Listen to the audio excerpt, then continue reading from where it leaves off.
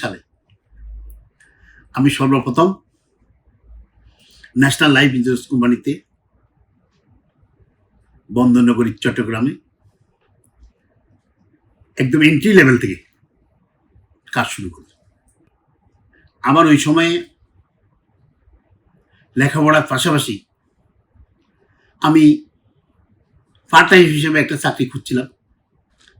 তখনই এই national life insurance কোম্পানির একজন কর্মকর্তা আমাকে বলল যে এই ন্যাশনাল লাইফ ইন্স্যুরেন্স কোম্পানিতে লেখাপড়ার পাশাপাশি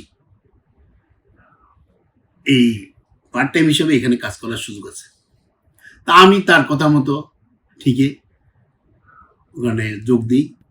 সর্বপ্রথম আমি চিটাগংয়ে গিয়েছি, লেখাপড়ার উদ্দেশ্যে তখন ছিল, এবং আমি যার থেকে প্রথমেই টেবিল চেয়ার কিনেছি তার নাম ছিল নাসির উদ্দিন,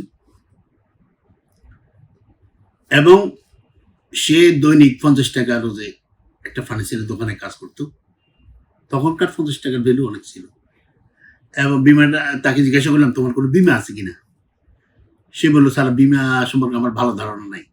তখন 20,000 টাকার একটা বিমা পলিসি, সাম ইনস্যুর 20,000, 3 মাস পর জমা দিবে, 500 টাকার মতো প্রিমিয়াম আসছিল। তাকে আমি এটা বুঝাতে সক্ষম হয়েছি। সে তখন 500 টাকা জমা দিয়ে একটা পলিসি নিল, 3 মাস পর জমা দিবে।